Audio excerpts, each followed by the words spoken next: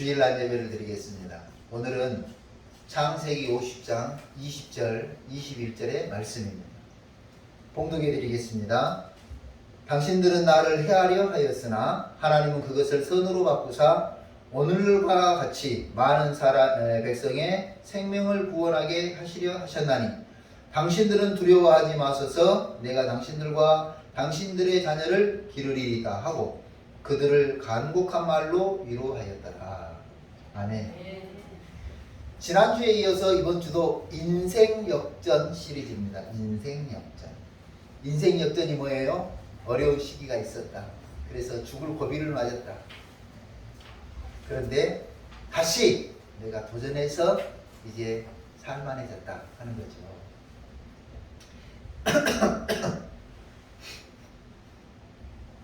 어떤 한 사람이 이제 경상도에서 배터리 가게를 엄청 크게 했습니다. 가게가 아니고 창고죠. 물류창고를 크게 했습니다. 얼마나 크게 했냐면 큰 한 200평 정도 되는 그 창고가 전부 배터리만 들어있는데 지게차가 높이 쌓아가지고 그냥 그것만 해도 그냥 수십억이래요. 그런데 IMF가 왔어요. 그러면서 이제 물건을 가져간 사람들이 배상값을 갚지 않고 이러는 중에 이제 부도가 났습니다. 그 부도가 나서 이제 도망자 생활을 하게 된 거예요. 도망자 생활을 하고 국내에서는 도저히 못 살 것 같아가지고 본인이 이제 필리핀으로 도망을 갔습니다. 필리핀 가서 이것저것 해봐도 안 되고 필리핀이 뭐 호락호락하진 않잖아요. 그래서 이제 하다가 내가 할 것이 뭐가 있냐, 배터리 가게 하던 그 기술로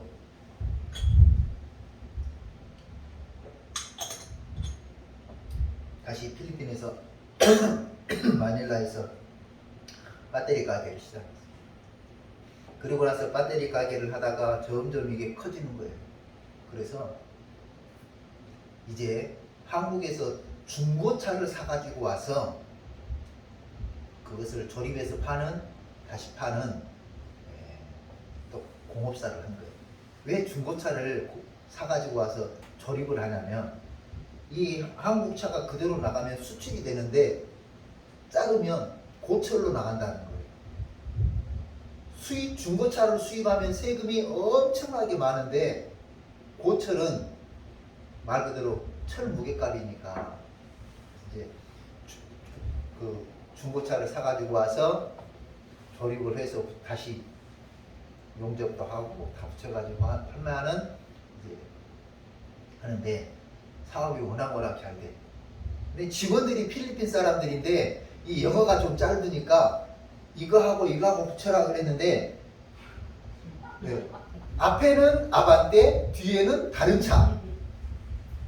필리핀 사람들이 기술이 좋아가지고 얼렁뚱땅 만드는데 더 멋진 차가 된다는 거예요. 그래서 어느 때는 막 바꿨어도 이렇게 용접이 되기도 하고 그래도 잘 굴러간다는 거죠. 그런 사업을 훌륭하게 잘해서 어느 날 이제 2000년대 2005년 정도 됐는데 그때 한국에 들어온 거예요.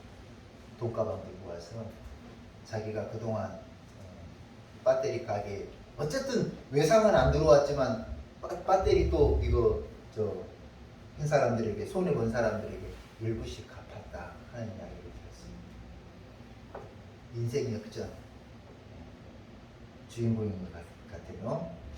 오늘 인생 역전의 주인공은 제목입니다. 인생 역전의 주인공은 요셉, 꿈쟁이 요셉. 요셉이라는 사람은 아버지의 사랑을 참 많이 받은 사람입니다. 이 아버지 이름이 야곱인데요. 야곱은 형 에서의 장자 축복을 가로챈 또 아버지도 욕심쟁이죠. 아버지도 욕심쟁이에요. 그래서 장자의 축복을 가로챈 이후에 형의 미움을 받아서 형이 죽이려고 하니까 도망을 갔어요. 외삼촌 집 라반이 살고 있는 곳으로 도망을 갔고 거기서 결혼을 해서 일가를 이룬 인물입니다. 요셉은 그 야곱의 11번째 아들입니다. 11번째 아들인데 야곱이의 4명 아내 중에서 가장 사랑하는 라헬의 아내예요. 외삼촌이 속였어요. 내가 딱 가서 보니까 그때는 이제 이 중동시대에는 이 친족 안에서 결혼을 하는데 딱 보니까 라헬이 너무너무 이쁜 거야. 그 위에 누나, 언니가 있는데 레아는 좀 많이 못생겼는가 봐. 그래가지고 별로 신경을 안 쓰는데 야곱이 이 라헬을 보고 반했어요. 그래서 이제 내가 이 라헬과 결혼하고 싶습니다. 그랬더니 그래 알았다. 그럼 그렇게 해라. 하고 신혼 첫날 밤 불을 껐는데 자고 일어나니까 자기가 사랑하는 라헬이 아니고 누구예요? 레아가 들어와 있는 거야. 자기 침실에. 아니 삼촌 이렇게 나를 속일 수 있습니까? 왜 삼촌이 속인 거야. 그래서 7년을 더 고생을 하고 14년 동안 종살이를 하고 머슴살이죠. 머슴살이. 종살이라기보다는 외삼촌 집에서 머슴살이를 하고 라헬을 마녀로 맞아들였어요. 그래서인지 이 요셉이 야곱은 너무너무 좋아. 사랑스러웠던 거죠. 아마 아이들 어떤 아이들이 안 예쁘겠어요. 다 예쁘죠. 사춘기를 겪으면서 조금 질풍노도의 시기를 지나가는 아들도 이쁘고 사춘기를 겪으면서 그래 말수도 적어줬고 행동도 이래주고 그런 아들도 이쁘고 그 아들은 어느 날 갑자기 그 아이돌 댄스가 하고 싶다고 하는 아들도 이쁘고 다 이쁘다니까요. 다 이뻐요. 그런데 그 중에서 유독 또 사랑스러운 아들이 또 한 명 있었는데 그가 누구예요? 요셉이에요. 요셉을 얼마나 사랑했냐면 다른 형제들에게는 안 주는데 요셉에게는 아버지가 너무너무 사랑한 나머지 고급스러운 옷을 해입혔어요. 고급스러운 옷을 해입혔어요. 그러면서 요셉을 사랑했다.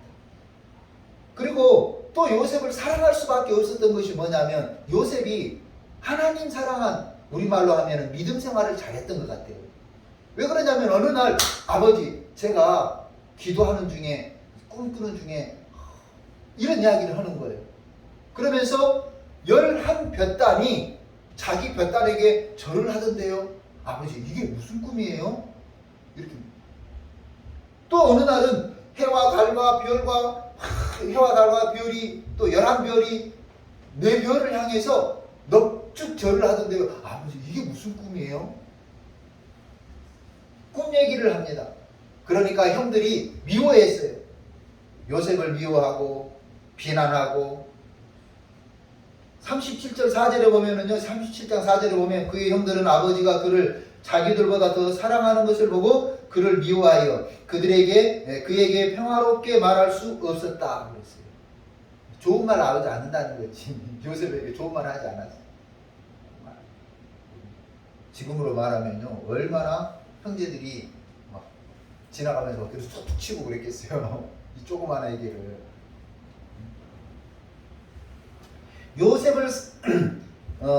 요셉은 아버지의 사랑을 통해서 자랐지만 형들에게 미움을 받았습니다. 그래서 어느 날 이제 아버지의 명을 받고 아버지의 심부름으로 양을 잘 돌보고 있는지 형들에게 온 요셉을 형들이 팔아버렸죠. 애굽에 종살이로 팔아버렸어요. 그래서 애굽에 종살이를 하게 된 것이 형들 때문이에요. 형들은 죽이자!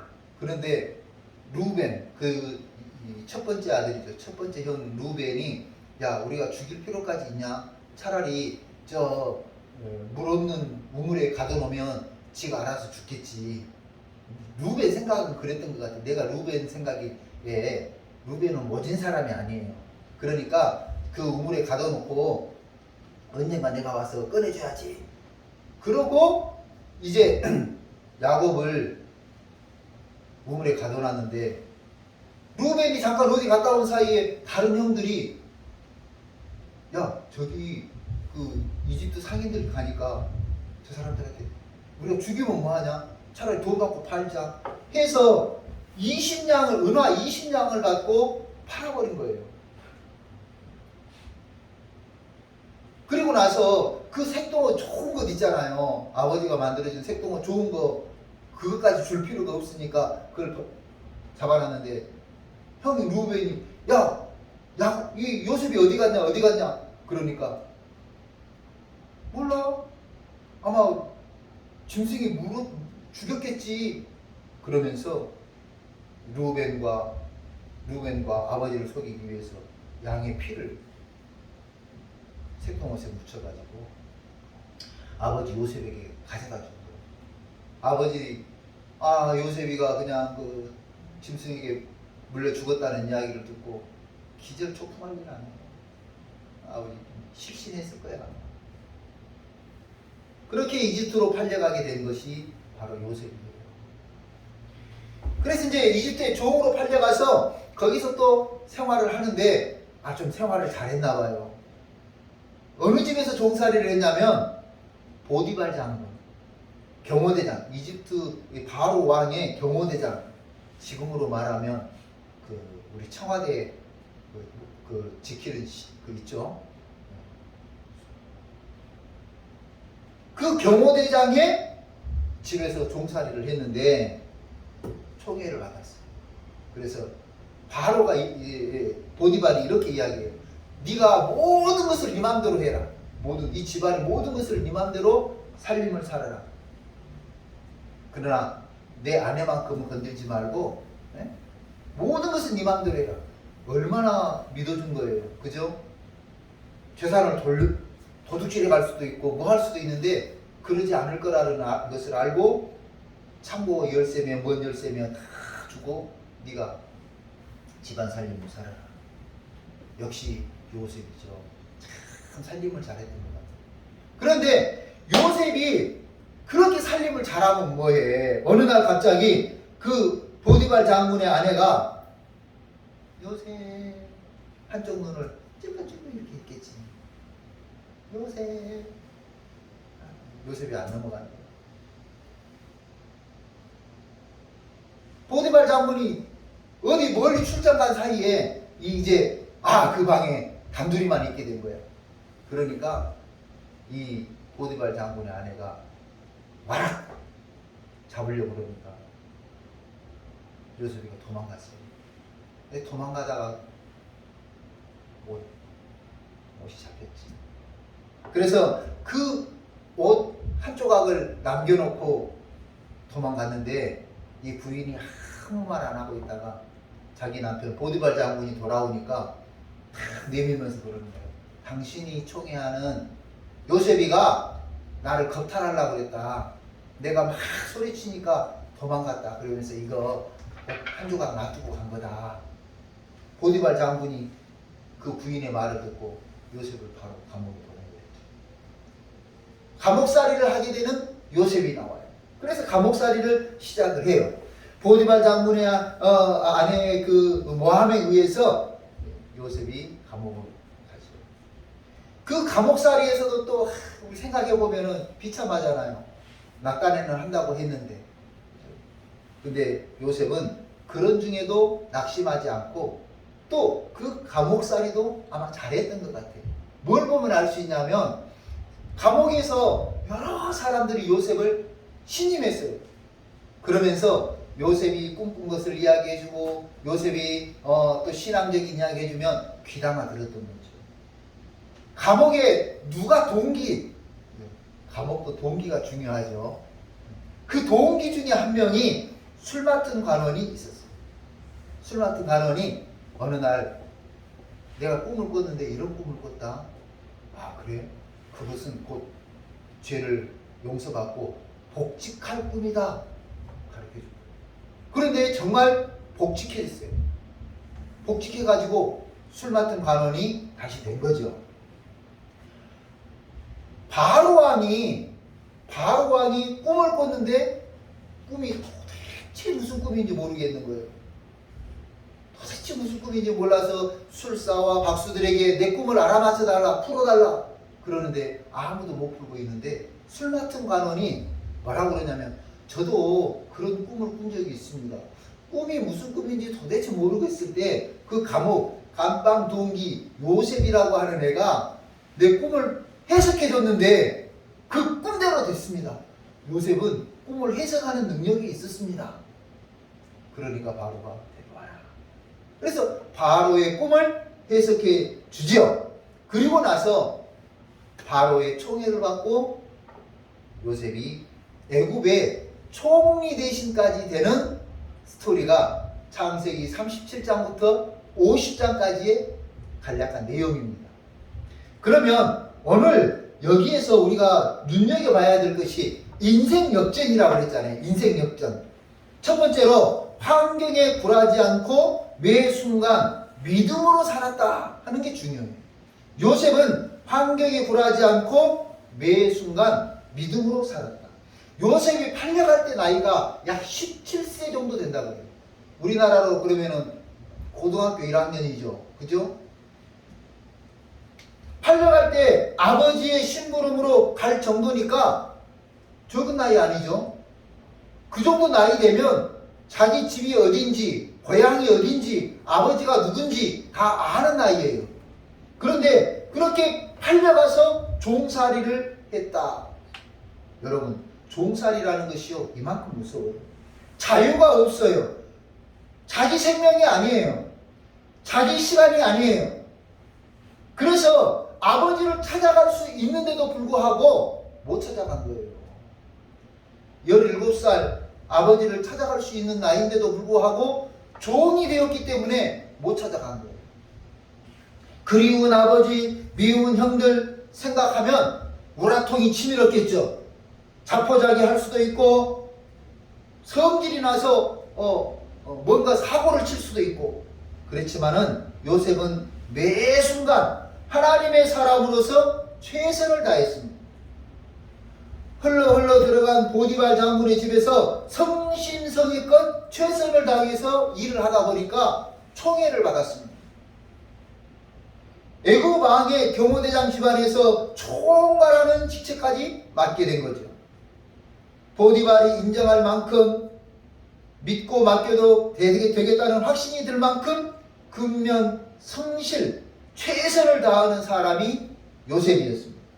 또한 보디발 아내의 유혹이 있을 때 한눈 찔끔 감고 지나가면 편할 인생일 수도 있는데 요셉은 하나님의 사람으로서 믿음을 지키기 위해 최선을 다했습니다. 결국 모함을 받아 옥살이가 시작됐을 때 요셉은 비관하지 않았습니다. 우리는 그렇게 할 수도 있죠. 내가 믿음 지키려고 했는데 이렇게 옥살이를 하게 되다니. 그 옥살이도 얼마나 잘했는지 죄수 중에서 감옥 관리를 맡는 일까지 하게 되죠. 애굽의 총리 대신이 됐을 때 보디발 장군 위에 있는 직책을 갖게 되었습니다. 이제 양가품할 시간이 된 거죠. 요셉이 양가품했나요? 아니. 보디발 장군 아내를 불렀다가 문책을 할 법한 직책에 있는데도 양가품하지 않았다는 거예요.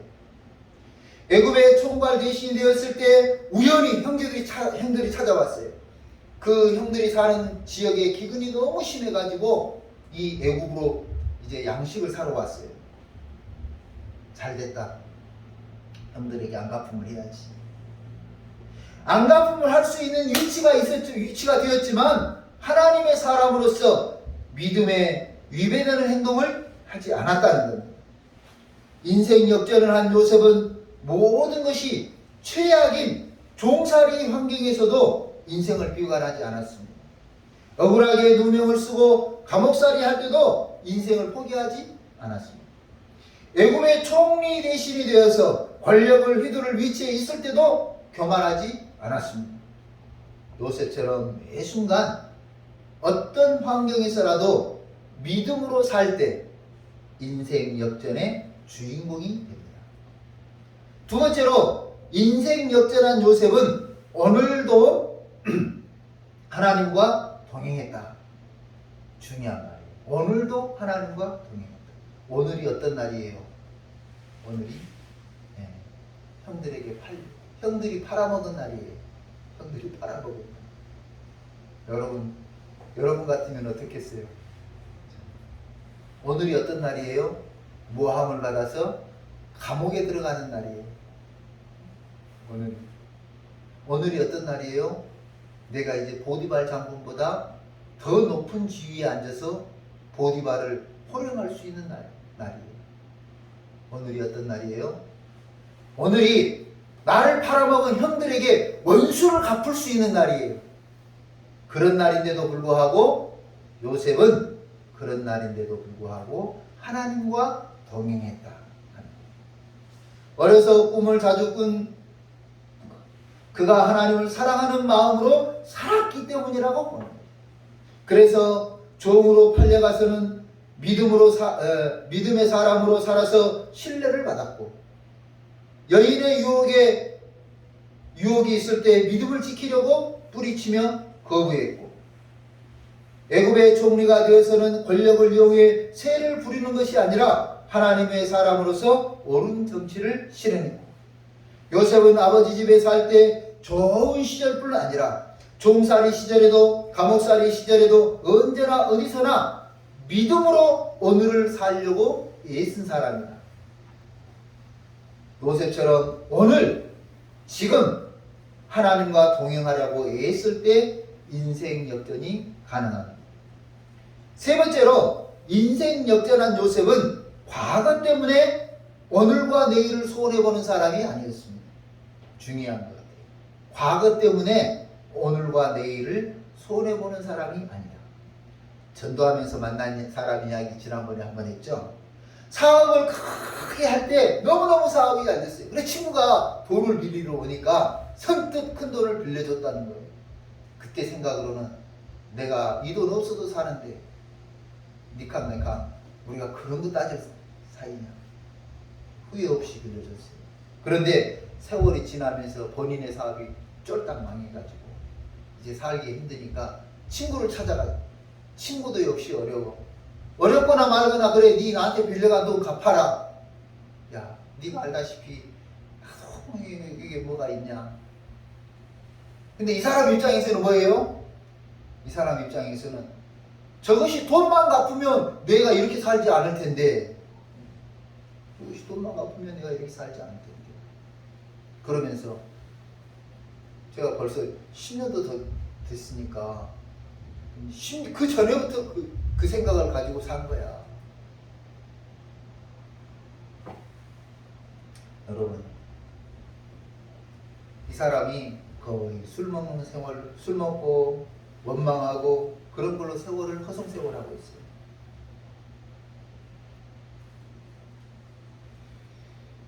과거 때문에 오늘을 손해보고 오늘 손해보면서 내일이 희망이 없다고 생각을 해요. 불쌍한 삶을 살고 있는 거죠. 지방에서 대학병원 수간호사로 일하다가 늦게 결혼을 했고 아이를 출산한 선생님이 있었습니다. 2~3살까지 무럭무럭 잘 자랐습니다. 이 아이가 얼마나 이쁜지 늦게 결혼해서 아이를 낳았으니까 얼마나 이쁘겠어요. 할머니 할아버지도 양가 어르신들이 사랑을 독차지하고 이쁨을 독차지하고. 그런데 어느 날 아이가 열이 나서 병원에 응급실에 갔고 병원에서 열심히 의사 처방대로 했어요. 근데 이 선생님 이야기를 왜 하냐면 제가 20대, 20살 때 장애인 선교단 활동을 하면서 이 선생님을 알게 됐어요. 그래서 제가 그때부터 열심히 이야기했어요. 어린 아이들은 열이 나면 안 되니까 열 나면 브루펜 시럽을 먹이세요. 브루펜 광고 사원이 아니에요. 브루펜 시럽 한 병을 마저 다 먹여도 아이는 죽지 않고 이렇게 쭉 늘어진 것처럼 보이지만 그게 아이 열을 해열 잡는 데는 최고 좋은 방법이다. 열 나면 뇌 손상, 척추 손상이 온다. 큰일 난다. 절대 열 나면은 그냥 해열제를 입에 갖다 부어라. 이야기를 하겠어요. 그런데 이 수간호사가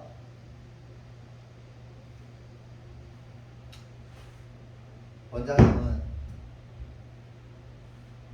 의료인이 아니잖아요. 의료인이 아닌데 내 말이 콧등에도 안 들은 거야. 귀등에도.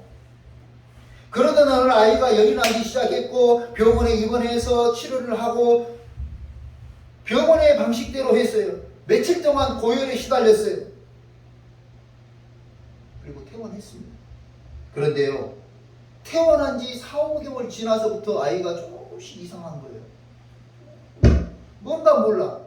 옛날 같지가 않아. 얘가 조금씩 이상해. 대수롭지 않게 여겼는데요. 그때 당시 3살이었는데 4살, 5살이 되면서 아이가 행동이 눈에 띄게 이상합니다. 그래서 대학병원 가서 종합검사를 해본 결과 고열 때문에 뇌 손상을 입어서 정신발달장애라는 병명을 얻었어요. 이 간호사 선생님이 정신적 충격을 받았어요. 의료인이라고 하는 본인의 한계에 충격을 받았어요. 죄책감에 시달리기 시작했어요. 비의료인인 주원장이 말한 것마저도 말을 안 들어서 아이가 장애인이 되었다는 수치심 때문에 너무너무 힘들어했어요. 그래서 정신과 치료를 받아도 인생이 괴로운 것이 해결되지 않았어요. 10여 년 동안 그렇게 괴로운 생활을 하다가 다시 만나게 됐어요. 저도 깜짝 놀라고 본인은 나에게 미안해했어요. 그래서 같이 기도하고 성경 공부하면서 건강해졌습니다. 그런데 그 아이는 20살이 되기 전에 죽었어요. 죄책감 때문에 오늘을 손해보고 미래를 포기하면서 10여 년 동안 정신을 실성해가지고 사는 것. 그건 바보짓이 나는 거예요. 과거 때문에 오늘을 손해보고 미래를 포기하지 마세요. 과거 때문에 오늘을 손해보고 희망 없는 삶을 살지 마세요. 요셉은 과거는 묻어버리고 오늘 최선을 다하는 삶을 살면서 내일을 희망 중에 살아서 인생 역전의 주인공이 되었습니다. 사랑하는 성도 여러분, 현재가 어렵습니까? 어렵기는 현재뿐만 아니라 언제나 어려워요. 어렵기는. 언제 한 시절 여러분 안 어려운 시절이 있습니까? 힘들고 어려울 때. 그러나 어렵기만 한 현재가 힘들기만 한 오늘이 하나님과 동행하면서 믿음으로 산다면 장차 받을 영광이 될 수 있다는 것을 알아야 됩니다. 요셉처럼 매 순간 어떤 환경에서라도 믿음으로 살아 인생 역전의 주인공이 되시기 바랍니다. 요셉처럼 오늘 지금 하나님과 동행하려고 애쓰면서 인생 역전의 주인공이 되십시오. 요셉처럼 과거는 묻어버리고 오늘도 최선을 다해 내일을 희망 중에 살아가는 인생 역전의 주인공이 다 되시기를 주님의 이름으로 축원합니다. 기도하겠습니다. 고마우신 하나님 아버지 감사합니다. 우리가 참 불평하고 불만하고 비관하고 정말 자멸하면서 살아갈 수 있는 그런 조건들이 있는 요셉이 아버지 하나님의 믿음 안에서 실망하지 않고 좌절하지 않고 절망하지 않고 믿음으로 살아 인생 역전의 주인공이 된 것처럼 오늘 우리가 힘들고 어려운 시기를 지난다고 할지라도 믿음으로 하나님과 동행하면서 믿음을 지키면서 인생 역전의 주인공이 되는 우리 능동교회 성도들이 다 되게 하여 주옵소서. 거룩하신 하나님 아버지, 과거의 어떤 좋았던 시절 때문에 과거의 어떤 문제 때문에 오늘을 손해보고 내일을 포기하는 삶이 아니라 과거의 모든 어려움과 현재의 고난이 장차 받을 영광과 비교할 수 없다는 것을 깨달아 오늘도 주님과 동행하는 믿음의 주인공들이 되게 하여 주시옵소서. 인생 역전의 주인공은 바로 나다고 하는 귀한 믿음을 가지고 긍정적인 생각을 가지고 오늘도 믿음으로 도전하는 우리 성도들 다 되게 하여 주시옵소서. 거룩하신 하나님 아버지, 힘들고 어려운 문제가 있습니까? 하나님 앞에 나와 기도하며 문제 해결받는 귀한 인생 역전의 주인공들 되게 하여 주옵소서. 하나님 아버지, 정말 경제적으로 건강적으로 어려운 가운데 있습니까?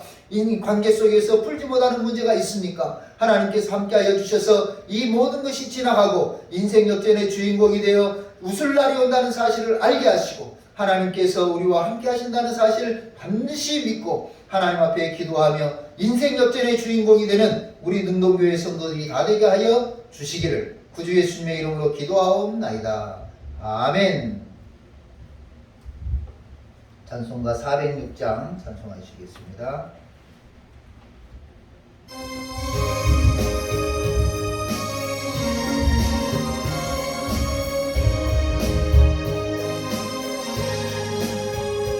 고난의 영혼 편에 곳과 풍랑이로도 온전한 보고 폭풍바다의 거슬의 쇠로 주의 영원한 바로지에 주의 영원하신 바람께 하사 항상 나를 붙드시네 어느 곳에 가든지 요동하지 않으무 주의 발을 어디하느라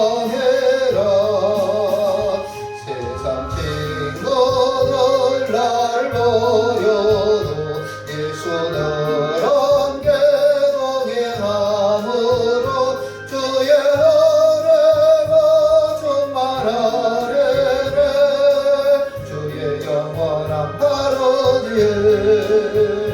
주의 영원하신 바람께 와서 항상 나를 붙드시네 어느 곳에 가든지 요동하지 않으무 주의 팔을 어디하느라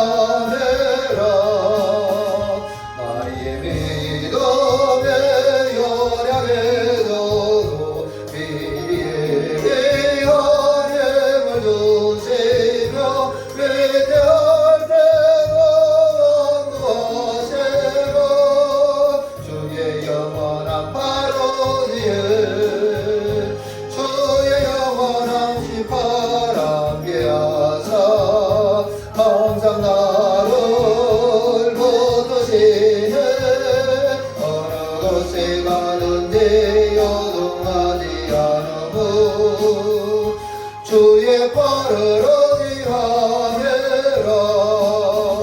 능치 못한 것 주께 없으니 나의 일생을 주께 맡기며 나의 모든 죄 대신 지시고 주의 영원한 바로지에 주의 영원하신 바람께 하사 항상 나를 붙드시네 어느 곳에 가든지 요동하지 않으무 주의 발을 어디함이라.